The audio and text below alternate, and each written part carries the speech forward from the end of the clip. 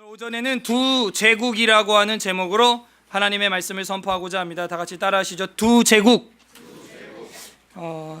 지난주에는요, 세상은 홍수, 신앙은 생수라는 제목으로 하나님 말씀을 전했습니다. 우리가 의지할 것은 아수르 같은 큰 하수가 아니라 천천히 흐르는 실로와 물 같은 생수이고, 그 실로와 물은 결국 뭘 상징한다 그랬어요? 왕의 못, 왕의 연못이라 그랬죠.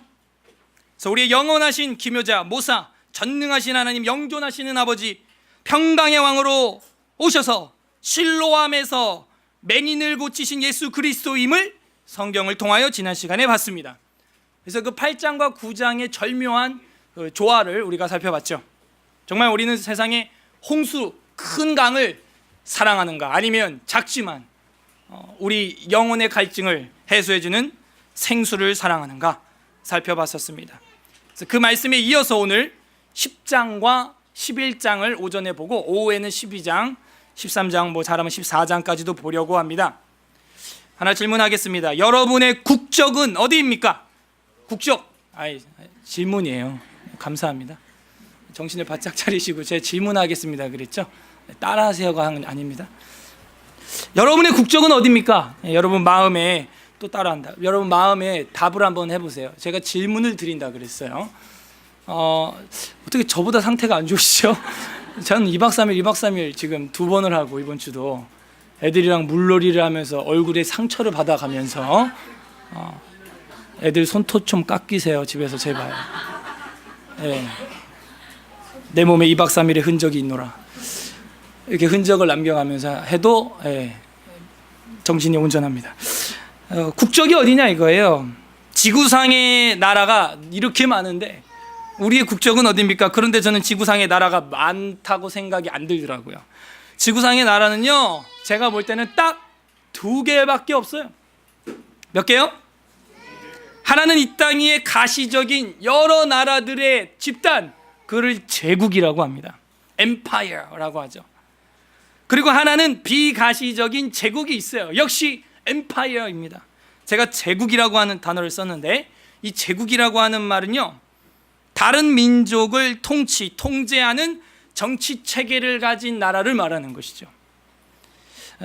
이 제국이라는 단어를 제가 이 시대에 과연 사용하는 게 적절하냐 생각해 볼 때, 현 시대의 모습이 그렇기 때문에 적절하다고 생각합니다. 아수르나 바벨론이나 페르시아 나라가 여러 나라를 하나로 중앙 집권을 했을 때를 우리는 제국이라고 하죠. 오늘날은 그런 나라가 있느냐? 있습니다. 미국이나 유럽이나, 그러니까 USA, EU, 아세안, 유라시아, 이런 단어가 다 그것을 의미하죠. 공동경제 수요권으로 묶은 다음에 화폐를 통일하고, 그리고 각 주마다 법은 다르지만 하나의 유나이티드를 시키는 겁니다. 이것이 제국이에요. 그래서 북한이 미국을 비아냥거리면서, 아니면 진실되게 이야기할 때 미제국주의라고 표현을 하는 것은 맞는 말입니다. 미국은 스테이트가 여러 개가 있죠. 그게 유나이티드 되어 있는 겁니다. 그 주마다 법이 다르죠.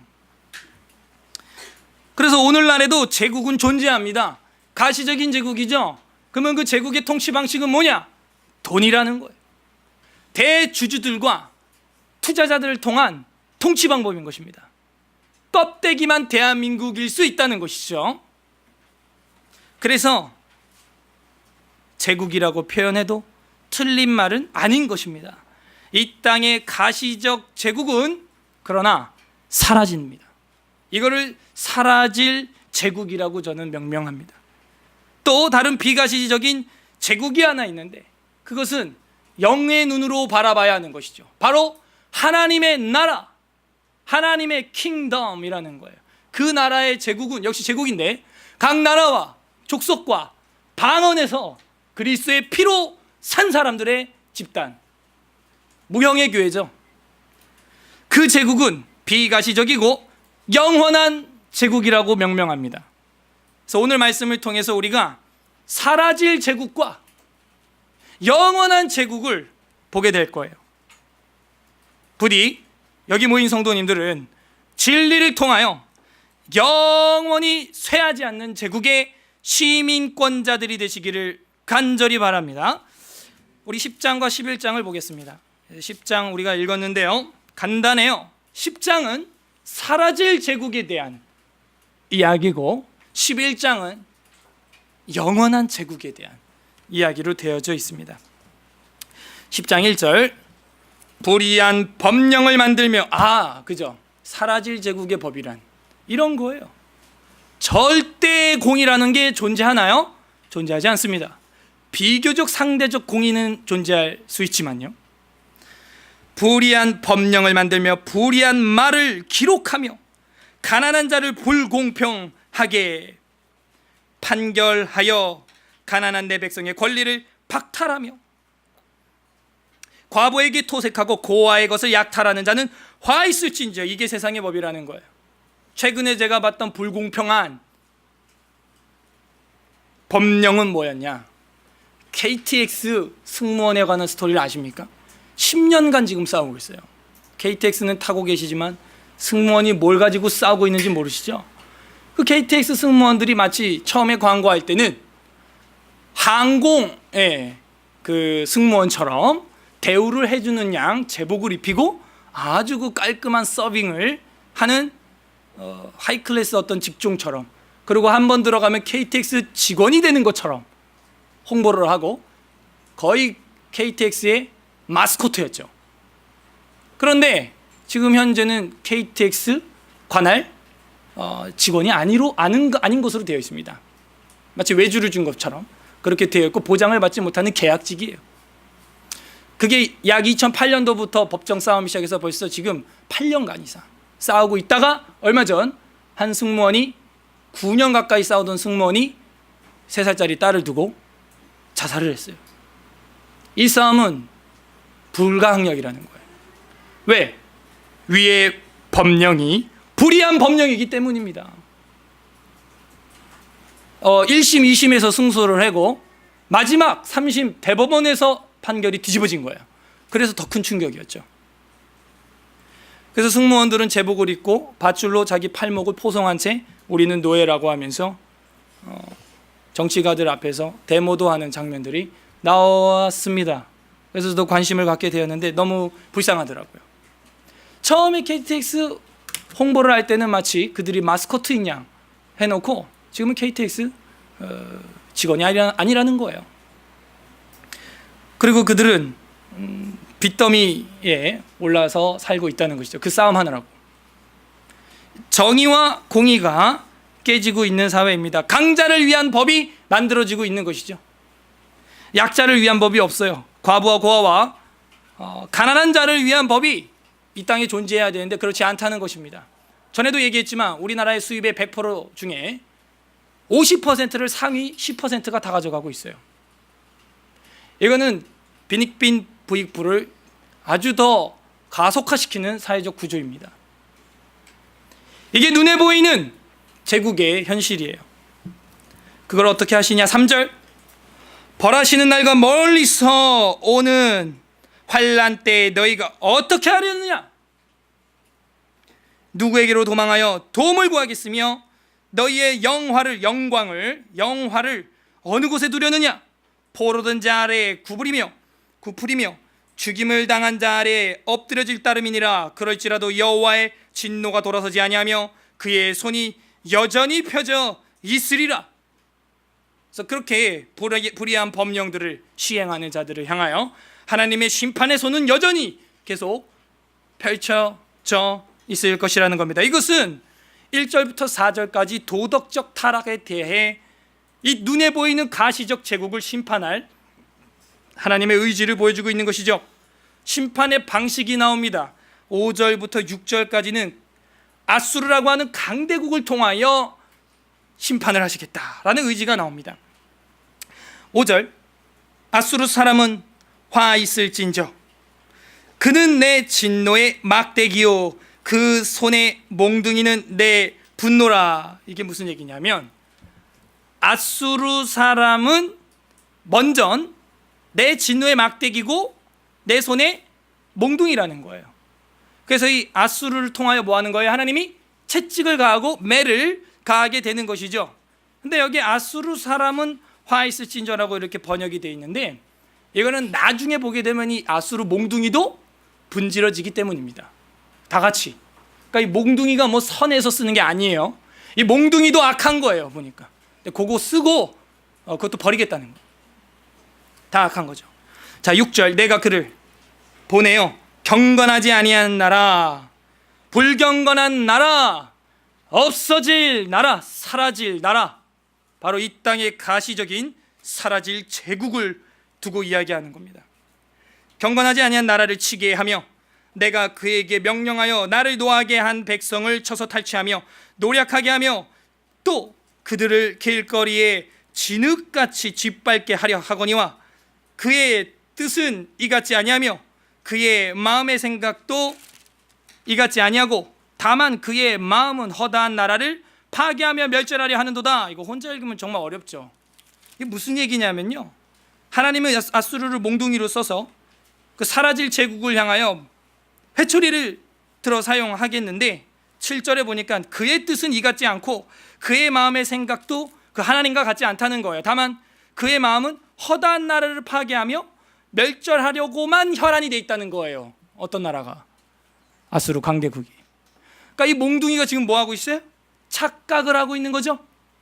예를 들어 가지고 지금 경제적으로 아주 강력한 나라가 하나님의 몽둥이로 쓰임 당할 수 있죠. 그런데 그 나라가 착각을 하는 거예요. 우리나라는 팍스 로마나처럼 영원한 민족이 될 거다라고 착각을 하고 있는 거죠. 그리고 어떻게 하고 있다고요? 허다한 나라를 파괴하고 멸절하는데 앞장서고 있다고요. 그런 나라가 보이나요? 8절. 그가 이르기를 내 고관들은 다 왕들이 아니냐. 이게 무슨 얘기냐면 내 신하가 왕이야, 이 얘기예요. 그럼 자기는 뭐야? 왕 중의 왕이라는 거예요. 신이라는 거예요. 와우. 지금 이런 교만을 떨고 있어요. 내 신하가 장관이 아니고요, 신하가 왕이라니까. 그럼 나는 뭐냐는 거예요. 그 왕들 위에 왕이라는 것이죠. 이걸 엠파이어, 제국이라 그러는 거예요. 9절. 이 도시 이름이니까 여러분 몰라도 상관은 없어요. 갈로는 갈그미스와 같지 아니하며 하맛은 아르박과 같지 아니하며 사마리아는 다메섹과 같지 아니하냐. 아는 거 하나 나왔다, 그죠? 사마리아는 다메섹과 같지 아니하며 이걸로 다 해석하면 돼요. 뭐냐면 사마리아는 원래 누구 땅이에요? 이스라엘 땅이고 하나님의 나라죠. 하나님 땅이죠. 그런데 그게 어디와 같다고? 다마스크스와 같다는 거예요. 다메섹은 어디 나라예요? 아람 이방 나라 거잖아요. 근데 아수르가 그거 다 점령하고 막 그러거든요. 그러니까 사마리아도 그렇게 다메섹을 우리가 점령한 것처럼 점령해서 접수하지 않았냐, 이런 얘기예요. 다 우리가 잡지 않았냐, 이 얘기예요. 10절. 내 손이 이미 우상을 섬기는 나라들에 미쳤나니 그들이 조각한 신상들이 예루살렘과 사마리아의 신상들보다 뛰어났느니라. 내가 사마리아와 그의 우상들에게 행한 같이 예루살렘과 그의 우상들에게 행하지 못하겠느냐 하도다 하면서 그 예루살렘과 사마리아에 있는 종교를 자기들이 다 접수하고 있다 이거예요. 접수하겠다라고 하면서 지금 이 11절까지 7절에서 11절까지 아수르의 계획을 지금 기록하고 있습니다.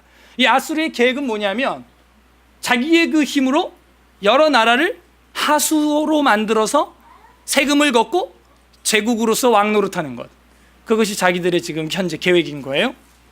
자, 그런데 그 계획을 하나님은 어떻게 평가하냐? 그게 12절에서 14절까지 나오는데 이것이 뭘로 평가되냐? 한마디로 아수르의 교만으로 평가가 되는 겁니다. 그게 12에서 14절이에요. 아수르의 교만. 12절. 그러므로 주께서 주의 일을 시온산과 예루살렘에 다 행하신 후에 아수르 왕의 완악한 마음의 열매와 높은 눈의 자랑을 벌하시리라. 이 완악하다라고 하는 말은 이 고델이라고 하는 히브리어인데 위대한, 오만한 뭐 이런 뜻을 가지고 있어요. 너무 위대하다 보니까 마음이 어떻게 됐어요? 오만해진 거예요. 교만해진 거예요. 완악해진 것입니다. 그래서 그 완악한 마음의 열매와 눈의 높은 자랑을 벌하신다는 거예요. 우리도 이 가시적인 제국에 눈이 높아질 수가 있어요. 하나님은 그 눈을 기뻐하지 않습니다. 13절. 그의 말에 나는 내 손의 힘과 내 지혜로, 뭐라고요? 내 손의 힘과 내 지혜로 이 일을 행하였나니 나는 총명한 자라. 열국의 경계선을 걷어치우고, 그냥 뭐 자기들이 들어가면 다 자기 땅이라는 거예요. 경계선을 그냥 다 걷어치우면서 전진할 정도로 힘이 있다는 거죠. 경계선을 치웠고 그들의 재물을 약탈하였으며 또 용감한 자처럼 위에 거주한 자들을 낮췄다 하는 거예요. 근데 여기서 문제는 뭐냐? 내 힘, 내 지혜, 내 총명으로 그렇게 했다는 것이죠.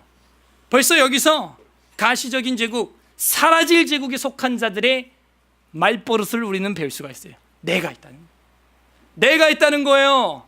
내가 합격했고, 내가 직장 들어갔고, 내가 우리 가족 이뤘고, 내가 가장이고, 내가 이렇게 하고 있고, 내가 우리 집의 대장이라는 거예요. 내가 교회에서 리더하고, 내가 교회 사역을 했고, 내가 캠프린도 했고, 내가 성경 가르쳤고, 내가 배웠다는 거예요. 이게 바로 사라질 제국의 백성들의 고백입니다. 내 손, 내 지혜가 아닙니다. 우리의 고백은 하나님이 하셨습니다 라고 고백을 해야 되는 거예요. 14절에 보세요. 내 손으로 또 그런다, 그죠? 열국의 재물을 얻은 것은 새의 보금자리를 얻음 같고, 온 세계를 얻은 것은 내버린 알을 주움 같으나 날개를 치거나 입을 벌리거나 지저귀는 것이 하나도 없었다 하는도다. 이 아수르의 교만이고요. 이걸 우리가 잘 알아두면 한 가지 책이 쉽게 풀리는데, 나중에 볼 책이지만요, 그 12절 14절에 옆에다가 쓰세요. 나훔서의 배경이 되는 역사다, 이렇게 쓰세요.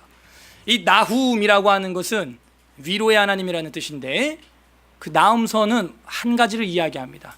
니누웨의 멸망. 그 니누웨는 어디냐? 이 아수르의 수도가 되죠. 도시예요, 도시. 그래서 그 니누웨의 멸망의 배경은 바로 이것이 핵심입니다. 내가 했고, 내가 힘세고, 내가 지혜롭다는 거예요. 그래서 하나님이 그 니누웨를, 아수르를 바빌론에 의하여 멸망을 시키게 된다는 것이죠. 또 다른 몽둥이를 드는 거예요. 아수르라는 몽둥이를 분지르기 위해 바벨론이라고 하는 칼을 들어요. 이번에는 그래서 잘라버려, 그냥 몽둥이를. 그게 역사의 흐름입니다. 우리가 이런 세계사를 좀 알아두면 좋겠어요. 자, 그 다음에 15절부터 19절까지는 하나님께서 아수르를 그래서 심판하신다, 치신다라는 것이 나와요. 15절, 도끼가 어찌 찍는 자에게 스스로 자랑하겠으며 톱이 어찌 켜는 자에게 스스로 큰 채 하겠느냐?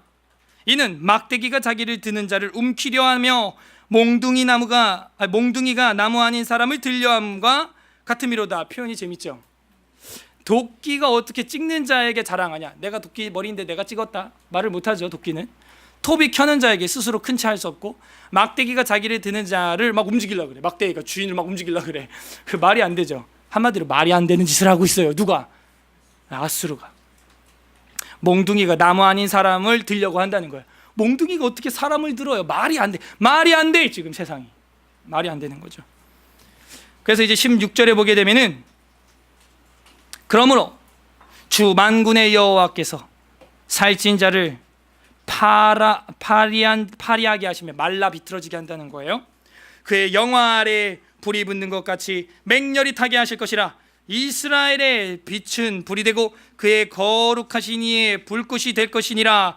하루 사이에 그가 가시와 찔레가 소멸되며 그의 숲과 기름진 밭의 영광에 전부 소멸되리니 병자가 점점 쇠약하여 감 같을 것이라. 그의 숲에 남은 나무의 수가 희소하여 아이라도 능히 계수할 수 있을 만큼 나무가 없다, 이거예요. 우리가 어디서 많이 봤네요. 벌목하는 나무꾼을 기억하십니까? 나무꾼의 사명을 기억하나요? 그게 이사야의 소명이었죠. 밤나무, 상수리나무 커팅하라는 거예요. 베버리라는 거예요. 그게 이제 아수르에게 임한다는 것이죠. 그러므로 우리가 자세를 어떻게 가져야겠어요? 내가 혹 그런 힘센 도끼, 톱, 막대기, 몽둥이로 쓰임을 당하는 때라 할지라도 우리 입술의 고백은 나는 무익한 종이라. 그리고 내가 몽둥이로 쓰임 당할 때 조심해요. 이 몽둥이도 나중에 어떻게 한다고요? 분지르는 수가 있어요. 그러니까 내가 힘이 있을 때 조심해야 되는 것은, 내가 선하기 때문에 쓰는 경우보다도 너도 똑같이 악한데 너한테 힘이 좀 있으니까 내가 좀 쓰겠어 할 수가 있다는 거예요. 오히려 내가 심판의 몽둥이로 쓰임 안 당하는 게 나을 수 있습니다. 그래서 혹 내가 그런 심판의 몽둥이로 쓰임 당하는 것 같다면 더 조심해야 되고, 그때 빨리 회개해야 하는 거예요. 나는 무익한 종이라 해야 한다는 거죠.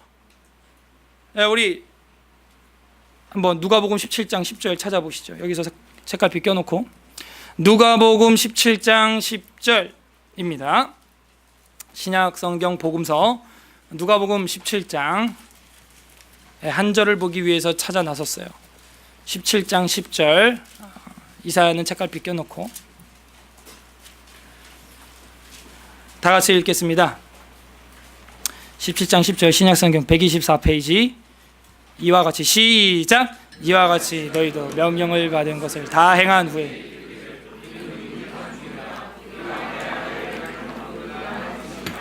아멘. 말을 해도 이렇게 해야 되는 거예요. 내 지혜로, 내가 내 힘으로가 아니고요. 나는 무익한 종이라 우리가 하여야 할 일을 한 것뿐이라 할지니라 라고 예수님께서 말씀하셨습니다. 이렇게 말하는 사람은 누구냐? 영원한 제국에 속한 백성의 언어라는 거예요, 이게. 자, 다시 이사야서로 돌아옵니다. 이사야 10장 20절부터 23절까지는 남은 자를 구원하신다라는 이야기예요. 그 남은 자가 누구냐? 읽어보면 알아요. 10장 20절, 그날의 이스라엘의 남은 자와 야곱의 족속의 피난한 자들이 다시는 자기를 친 자를 의지하지 아니하고 이스라엘의 거룩하시니 여호와를 진실하게 의지하리니, 즉 자기를 친 자, 강대국을 의지하지 않고 누구를 의지한다고요? 이스라엘의 거룩하시니 여호와 하나님을 진실하게 의지한다는 거예요. 즉 하나님을 의지하는 자가 누구라고요? 남은 자라는 거예요. 하나님을 가까이하고 진실하게 주를 의지하는 자가 남은 자라는 거예요.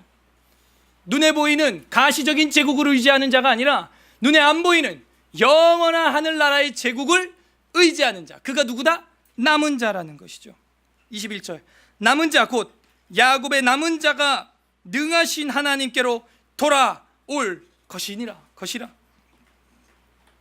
이스라엘이여, 네 백성이 바다 모래 같을지라도 남은 자만 돌아오리니 넘치는 공의로 파멸이 작정되었음이니라.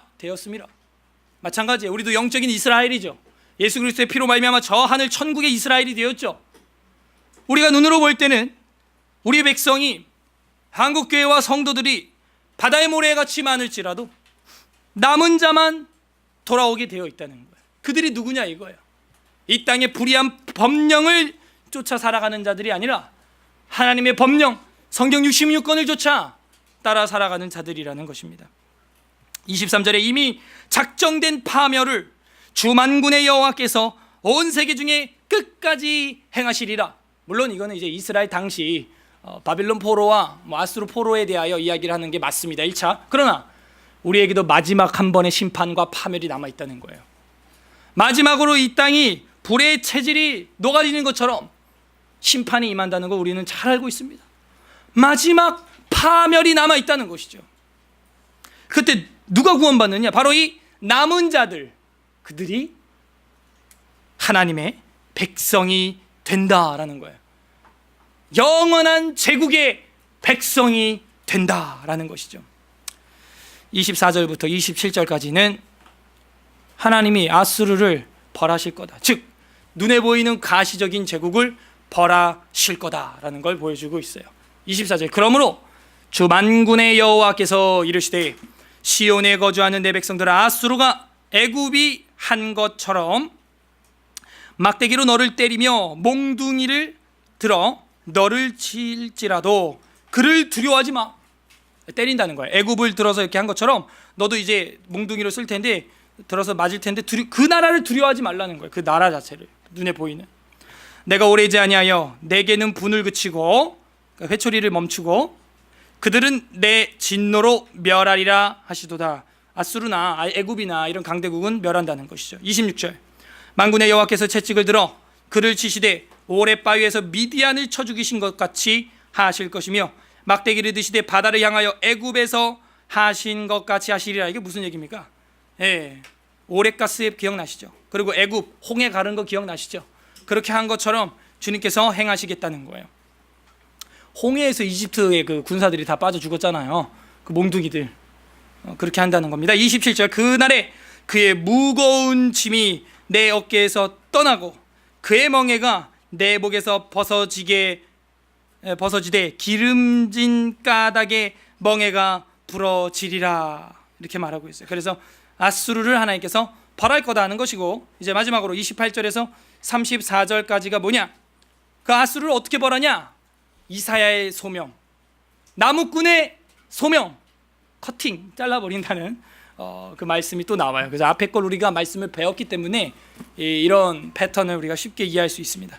28절 그가 아야세에 이르러 미그론을 지나 믹마스에 그 장비를 두고 산을 넘어 게바에서 유숙함에 라마는 떨고 사울의 기부하는 도망하도다. 왕의 고향이 이제 도망가는 거예요. 30절 딸 갈리마 큰 소리로 외칠지어다. 라이사야 자세히 들을지어다. 가련하다 너 아나돗이여. 이 아나돗 다 이게 다 도시 이름인데, 이 아나돗 같은 경우는 나중에 그 예레미야의 고향이 되고 뭐 그렇죠. 31절 맘메다는 피난하며 게빔 주민은 도망하도다. 아직 이날에 그가 노베에서 쉬고 딸 시온 산 곧 예루살렘 산을 향하여 그 손을 흔들리로다. 33절 보라 주 만군의 여호와께서 혁혁한 위력으로 그 가지를 꺾으시리니 그 장대한 자가 찍힐 것이요. 하나님의 그 혁혁한 위력이다라고 나오고 있죠. 가공할 만한 파워라고 하는 거예요. 혁혁하다고 하는 것은 어마어마한 위력이라고 하는 것이죠. 그것을 어떻게 한다고요? 그 아수르를 찍어버린다는 거예요. 그래서 찍힐 것이요 그 높은 자가 낮아질 것이며. 34절 다 같이 읽겠습니다. 마지막 절 시작. 새로 그 백백한 숲을 베시리니 레바논이 권능 있는 자에게 배임을 당하리라. 그래서 쇠로 그 빽빽한 숲을 베어버리겠다는 거예요. 예, 베어버린다는 거예요. 나무꾼의 소명, 이사야가 예언하는 겁니다. 밤나무 상수리나무 베어서 차라리 잘라버려. 그러면 구루터기가 있을 때, 생명이 있다면 그 구루터기에서 싹이 날 것이요, 생명이 없다면 그냥 잘 자른 거죠. 그래서 그렇게 잘라버리겠다는 이야기가 나오고 있습니다. 결국에는 어떻게 되냐면 역사적으로 바벨론에 의해서, 바벨론의 왕 그 나보폴라살이라고 하는 왕이 나오죠. 그 나보폴라살이라고 하는 왕이 메디아 나라와 이제 연합을 해요. 그 메디아 나라는 나중에 페르시아가 되죠. 그래서 그 바벨론의 나보폴라살이 메디아와 연합을 맺고 동맹을 하여 이 아수르 제국을 멸망시키게 됩니다. 이거는 실제 역사에 나오죠. 그게 BC 612년경이에요. 그대로 성취가 됩니다. 그래서 이 구약 성경을 보면서 저희들이 깜짝깜짝 놀라는 건 이 성경에 기록된 대로 세계사가 형성되고 있다는 것이죠. 그래서 현재 세계사를 알려면 우리가 요한계시록을 공부하면은 세상의 종말이 어떻게 오겠구나 볼 수가 있는 거예요. 그래서 이 10장에서 우리가 공부했던 것은 무엇이냐? 세상 나라는 영원하지 못하다 하는 거예요. 세상 나라는 하나님께서 언젠간 베어버린다는 거예요. 네. 커팅한다는 거예요.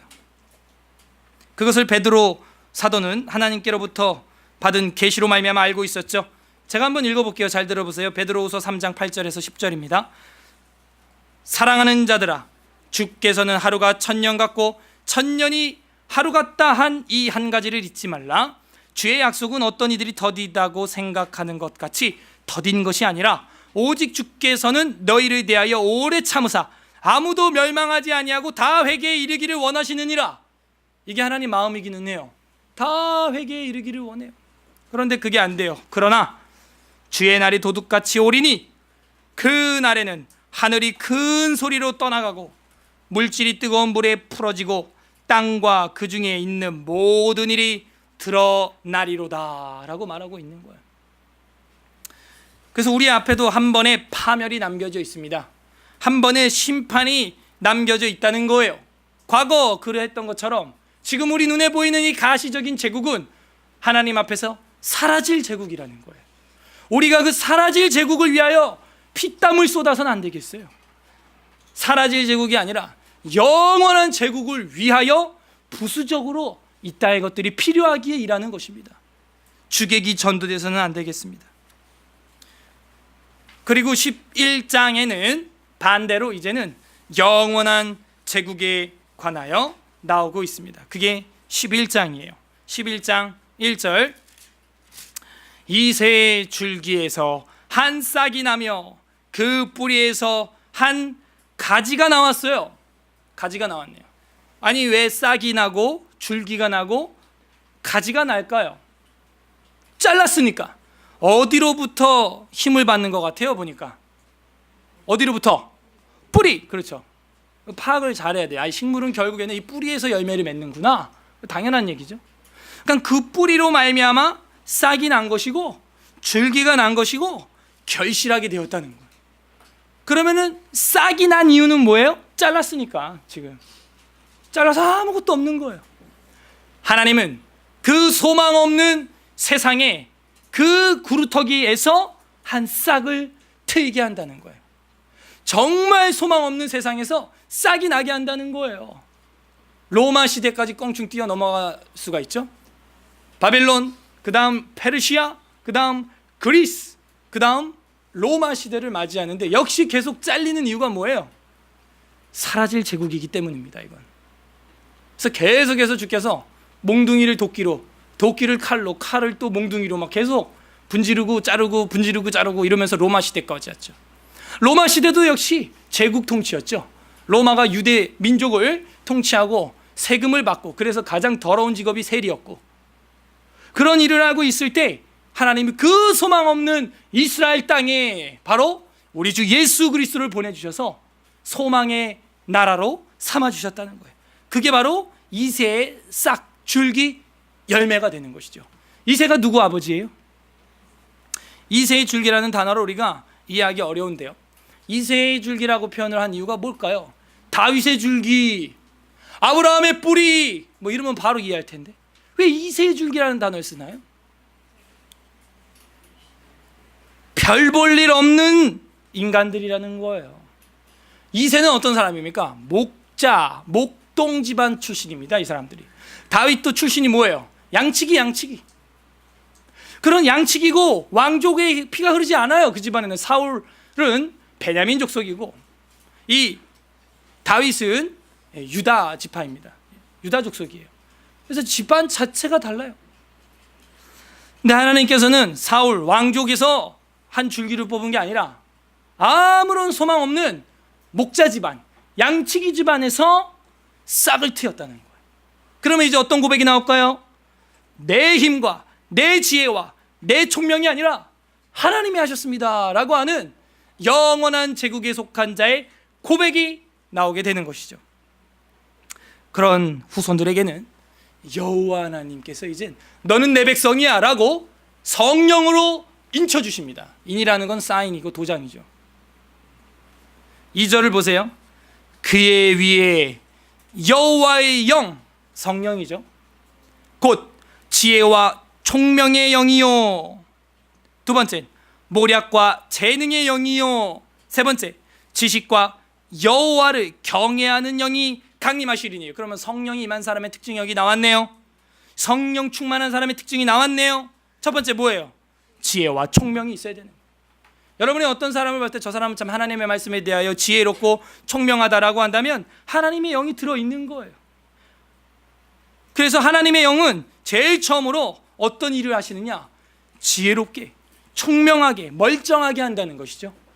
이성 없는 징슴처럼 소리 없는, 뜻없는 소리를 내지르는 일을 하지 않으십니다. 그래서 성령의 은사 중에서 고린도 교회를 향하여 쓴 바울 서신에 보게 되면은 한 성령으로 말미암아 제일 처음으로 주는 은사가 뭐냐? 지혜의 말씀이라는 거예요. 그 다음이 지식의 말씀이라는 거예요. 그 다음에 그것을 믿는 믿음의 은사라는 거예요. 그 다음에 병 고치는 은사라는 거예요. 능력, 해양, 예언이라는 것은 대언, 말씀, 선포하는 거라는 거예요. 그 다음 제일 끝에 나오는 게 그것들을 각 나라 말로 통역해서 선포하는 방언의 은사와 그 방언 통역의 은사가 나온다는 것이죠. 그러므로 이 여름에 우리가 사모해야 될 은사는 방언이 아니에요. 방언하면 뭐 할 겁니까? 아무런 지혜도 명철도 지식도 없는데. 가장 사모해야 될 성령의 은사는 지혜의 말씀이요 총명의 말씀의 은사인 줄로 믿습니다. 그게 성령의 사람인 거예요. 우리 교회는 좀 달라야겠어요. 보통 그런 은사 집회를 하면 방언으로 시작해서 방언으로 끝납니다. 그냥 우리는 그런 거 안 해. 방언은 마지막에 이거를 나에게 있는 지혜와 총명과 모략과 재능을, 이 지식을 다른 나라 말로 트랜스해서 전달하는 그냥 통로일 뿐이에요. 그 방언이라는 것 자체가 무슨 능력이 아니고. 그래서 우리에게는 지혜와 총명의 영이 있어야 되고, 모략과 재능의 영이다 하는 것은 아주 전략적이고 이 영적 전쟁에서 승리할 수 있는 지략가라는 거예요. 누가? 여호와의 영이. 그 다음에 지식과 여호와를 경외한다 그랬어요. 무식하면 안 되겠어요? 이스라엘 백성이 망하는 이유가 뭐라 그랬어요? 호세아가 너희가 뭐가 없다고요? 지식이 없음으로 망하는도다. 호세아 4장과 6장에 각각 나오죠. 그래서 우리가 여호와의 영이 있는 사람들은 지식이 충만해야 돼요. 그 지식을 가지고 뭐하냐? 여호와 하나님을 두려워하고 경외하는 것이죠. 이것이 누구냐? 바로 영원한 제국에 속한 백성의 표라는 거예요. 이 사인, 이 표가 드러나지 않으면 영원한 제국의 주민등록증이 없는 겁니다. 우리한테. 내 손의 힘으로, 내 지혜로, 내 총명으로 했다고 말하는 사라질 제국에 속한 사람이라는 것이죠. 두려운 말씀이에요. 바다에 모래같이 많을지라도 그렇게 나를 의지하는 남은 자만 주님께서 최후에 건져 주신다라고 말하고 있죠. 3절, 그가 여호와를 경외함으로 즐거움을 삼을 것이며 그의 눈에 보이는 대로 심판하지 아니하며 그의 귀에 들리는 대로 판단하지 아니하며. 그러니까 여호와를 경외하는 것이 즐거움입니다. 4절, 공의로 가난한 자를 심판하며 정직으로 세상에 겸손한 자를 판단할 것이며. 이 정확히 10장 1절 불의한 법령하고 대칭을 이루고 있죠. 사라질 제국의 법령들과 영원한 하나님 나라의 법령은 이렇게 큰 차이가 있습니다. 다시 4절, 공의로 가난한 자를 심판하며 정직으로 세상에 겸손한 자를 판단할 것이며 그의 입의 막대기로 세상을 치며 그의 입술의 기운으로 악인을 죽일 것이며 공의로 그의 허리띠를 삼으며 성실로 그의 몸에 띠를 삼으리라. 이것이 바로 영원한 하나님 나라의 제국의 법이라는 거예요. 불의한 세상의 법령이 아니라 공의와 정직과 성실과 하나님의 사랑의 이 법령, 그것을 말하고 있는 것이죠. 그 다음에 6절에 보시면요, 그때 이제 어떻게 되느냐 하면서 그 하나님 나라의 법령을 지키는 백성들의 나라는 이런 나라야 라고 보여주고 있어요. 즉 4절 5절 그 통치를 받는 사람들은 이렇게 살아간다는 거예요. 그게 이제 6절에서 9절까지 나오는데 평화의 나라다 하는 거예요. 평화의 나라. 6절 보십시오. 그때 이리가 어린 양과 함께 살며 표범의 어린 염소와 함께 누우며 송아지와 어린 사자와 살찐 짐승이 함께 있어 어린아이에게 끌리며 암소와 곰이 함께 먹으며 그것들의 새끼가 함께 엎드리며 사자가 소처럼 풀을 먹을 것이며. 사자가 풀 뜯어먹는 거 봤어요? 우리나라에 그런 속담 있죠. 개 풀 뜯어먹는 소리 하고 있네. 개가 풀 뜯어먹는 거 봤습니까? 있어요. 가끔 이제 정신 나간 개가 양배추를 무지하게 뜯어먹는 동영상을 제가 본 적이 있는데 하면서 진짜 개 풀 뜯어먹는 소리가 나더라고요. 한마디로 육식이 없어지는 거예요. 생명과 생명을 죽이는 일이 이제 없어진다는 것이죠. 다시 더 쉽게 말하면 에덴 동산으로 귀환이에요. 이것을 뭐라고 쉬운 말로 더하면 새 에덴이 열린다는 것이죠. 여러분 창세기 1장에 보게 되면은 사자, 호랑이, 곰, 여기 나오는 이 동물들이 원래 뭘 먹었어요? 풀, 그죠? 창세기에 보면 정확히 나와요. 풀 뜯어먹는 소리를 냈답니다. 예. 그런데 우리 죄로 말미암아 지금 이렇게 세상이 파괴되어 있는 상태거든요. 그러니까 그 주님의 통치가 임하게 되면 어떻게 된다? 새 에덴으로의 회복이 일어나게 되고, 더 나아가서 그거는 뭘 의미한다? 원수가 어떻게? 친구가 된다는 거예요. 원수죠? 예. 양이랑 사자가 어떻게 같이 풀 뜯어 먹을 수가 없는데요.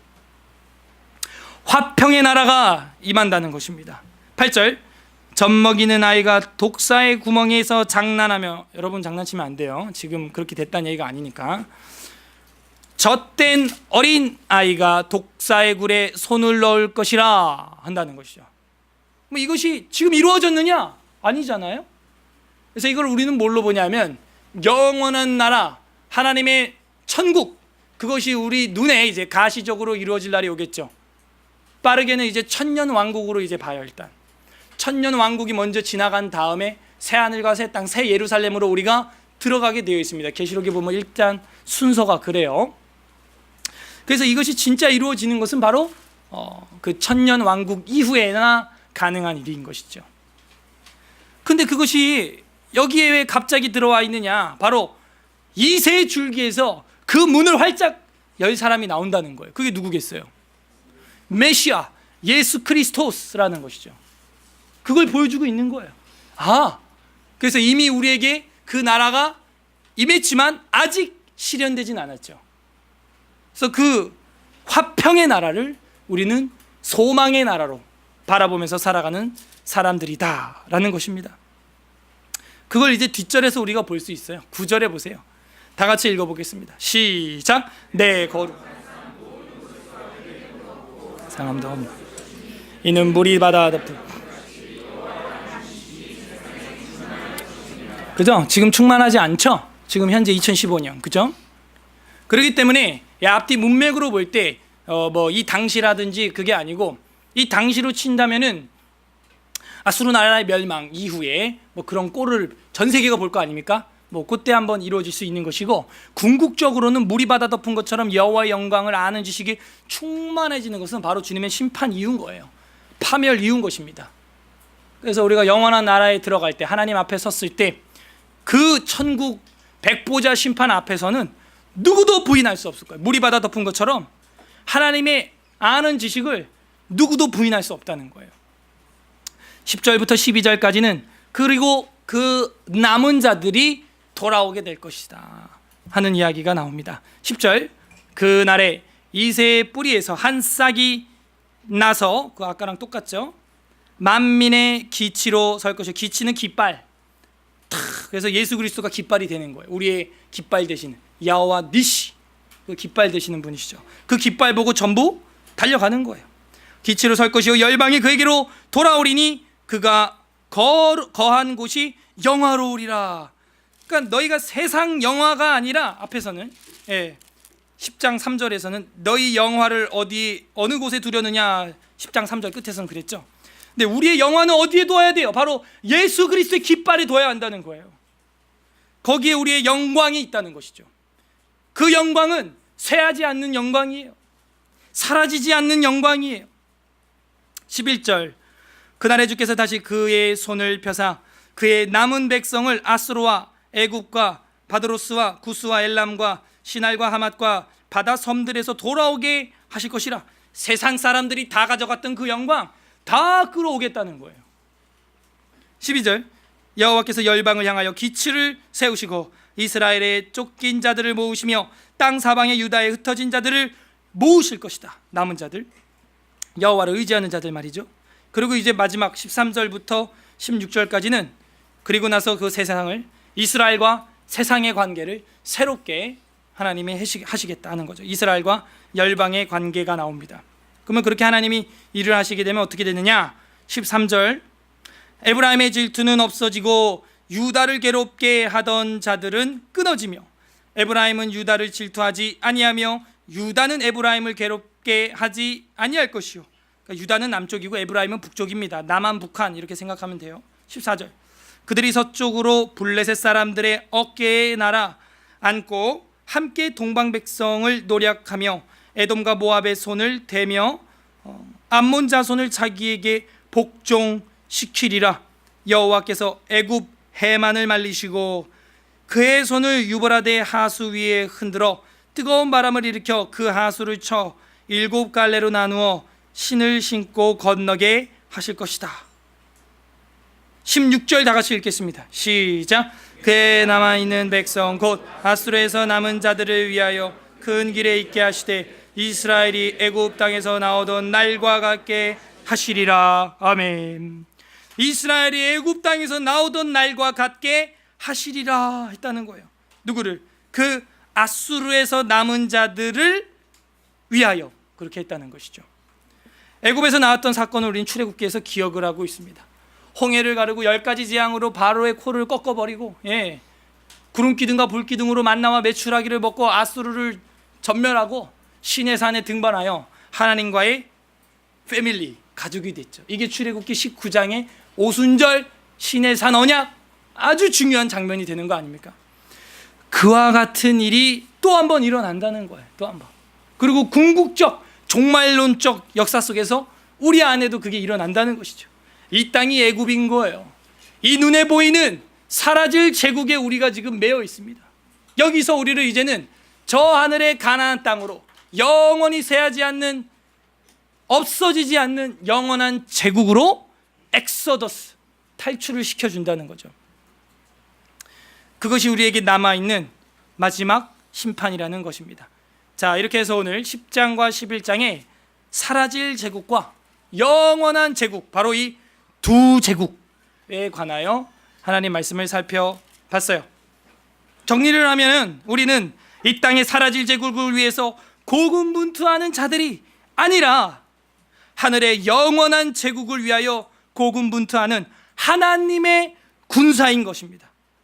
하나님의 백성인 거예요. 즉 남은 자라는 것이죠. 그래서 우리 입술을 통하여 내 총명과 내 지식과 내 힘과 내 재물로 여기까지 왔다라고 고백하는 것이 아니라 하나님의 은혜로, 하나님의 지혜로, 여호와의 영의 지혜와 여호와의 영의 총명과 여호와의 영의 모략과 재능과 지식과 그 여호와의 영의 두려워하는 마음으로 우리가 여기 와 있습니다. 하나님이 하셨습니다. 그렇게 고백하는 영원한 제국에 속한 백성이 되어야 한다는 것입니다. 이번 한 주간에도, 지난 주간에도, 또 다음 주에도 저희 교회에서 계속해서 성경 강좌 사역이 있습니다. 그 일을 통하여 우리는 뭐 하는 거예요? 이 땅에 사라질 제국에서만 살고 있는 자녀들을 이제는 영원한 나라의 제국의 시민권자들로 입양해주고 있는 거예요.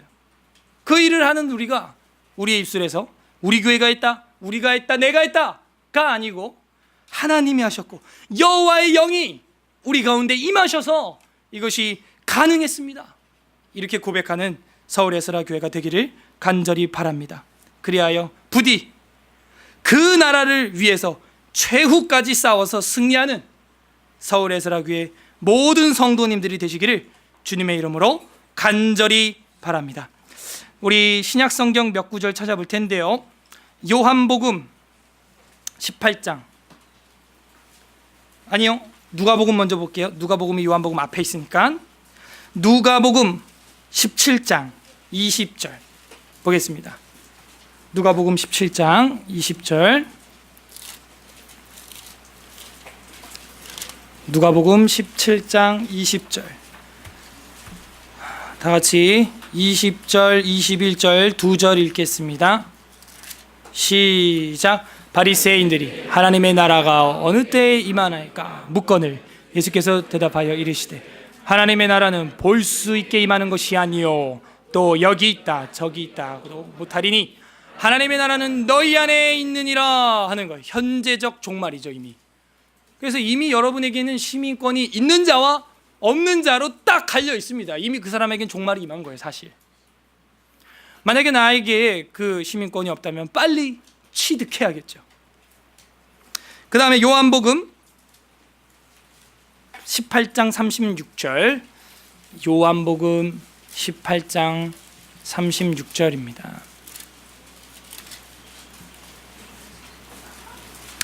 요한복음 18장 36절 다 같이 읽겠습니다. 180페이지. 시작. 예수께서 대답하시되 내 나라는 이 세상에 속한 것이 아니니라. 만일 내 나라가 이 세상에 속한 것이었더라면 내 종들이 싸워 나로 유대인들에게, 그죠? 하나님의 제국은 가시적인 이 세상의 것이 아니라는 거예요. 하나님의 제국은 눈에 보이지 않는 영원한 제국이라고 말씀하고 있습니다. 끝으로 요한계시록 15장 2절 3절을 보면서 그 제국으로 우리가 어떻게 입성하게 되는지, 들어가게 되는지, 입국하게 되는지 그 장면을 보고 마무리하겠습니다. 마지막 구절입니다. 요한계시록 15장 2절 3절입니다. 계시록 우리 성경 마지막 책이죠. 15장 2절 3절에 보게 되면은 이사야서에 나온 말씀과 동일하게 종말이 일어나는 걸 볼 수가 있어요. 15장 2절 3절 우리 다 같이 읽겠습니다. 시작. 또 내가 보니 불이 섞인 유리바다 같은 것이 있고 짐승과 그의 우상과 그의 이름의 수를 이기고 벗어난 자들이 유리바다가에 서서 하나님의 검은 고를 가지고 하나님의 종 모세의 노래 어린 양의 노래를 불러 이르되 주 하나님 곧 전능하신 이시여 하시는 일이 크고 놀라우시도다. 만국의 왕이시여 주의 길은 의롭고 참되시도다. 아멘. 불이 섞인 유리바다는 빨간색이죠. 불이 섞였어. 홍해는 무슨 색이에요? 레드씨 무슨 색이에요? 빨간색. 그래서 그 이집트에 있는 홍해는 모형이고 진짜 우리가 건너갈 홍해는 바로 저 하늘에 있는 불이 섞인 유리바다라는 곳이라는 겁니다. 어른들이 요단강 건너가 며칠 후 만날이라고 노래했던 그 요단강이 사실은 실제는 불이 섞인 유리바다인 것이죠. 그걸 건너고 부르는 노래가 3절이죠. 하나님의 종 모세의 노래 어린 양의 노래라고 말하고 있어요. 아까 이사야서 11장의 끝에 뭐라 그랬어요? 애굽에서 너희가 나온 거와 같이 그 남은 자들이 그러하리라 이렇게 얘기하고 있는 거거든요. 우리에게 진짜 마지막 엑소더스 탈출이 한번 남아있는데 이 지구에 거하는 모든 자들이 이 가시적인 제국이 파멸되기 전에 이 몽둥이가 다 부러지기 전에 우리가 이 지구 밖으로 불이 섞인 유리바다 건너로 다 엑소더스 탈출이 일어나야 한다는 거예요. 누가 탈출해서 그 제국에 들어가냐? 바로 하늘에 시민권이 있는 사람이라는 거예요. 사도 바울은 빌립보서 3장에서 그렇게 말하죠. 우리의 시민권은 로마 시민권을 가진 바울도 뭐라 말해요? 여기 있는 게 아니고 저 하늘에 있다 하는 거예요. 그러므로 마지막 우리가 탈출을 할 때 여기 계신 분들 중에서 한 사람도 남김없이 모두 영원한 제국으로 입국하는 은혜가 있기를 주님의 이름으로 바랍니다. 여러분의 국적은 어디입니까? 사라질 제국입니까? 영원한 제국입니까? 우리 이 시간 다 함께 기도하겠습니다. 이 시간 기도할 때 하나님 말씀 생각하면서 하나님 저희들이 두 제국 사이에서 살고 있습니다. 그런데 어떨 때는 한 발을 영원한 제국에 담그기도 하지만 많은 시간 한 발을 사라질 제국에 담그고 살아가고 있습니다. 아버지 우리를 용서하여 주시옵소서. 이 땅의 제국이 편안합니다. 그래서 자꾸 우리 육신의 편안함을 위해 사라질 제국에 마음을 두고 있습니다. 용서하여 주시옵소서. 이제는 내 육신의 편안함이 아니라 내 영혼의 평안함을 위하여 저 하늘에 영원한 제국에 우리 발이 아니라 온몸을 담그는 그리스도의 군사들 다 되게 하여 주시옵소서. 두 번째 우리 기도할 때는 하나님 이제는 이 땅의 나라가 아니라 하나님의 나라의 백성이 되었고 시민권자가 되었으니 이제는 하나님의 군사로서 굿 솔저 하나님의 좋은 군사로 그리스도의 좋은 군사로 이 땅에서의 영적 싸움을 승리하여 하늘나라와 아버지의 나라의 영광을 위해 고군분투하는 최후 승리자들 되게 하여 주시옵소서. 그렇게 우리가 기도했으면 좋겠습니다. 하나님 앞에 회개하는 기도와 우리의 삶을 위하여 영원한 제국의 시민권자들을 되기 위하여 우리 다 함께 기도하겠습니다. 기도합니다. 하나님 아버지 감사드립니다. 저희들이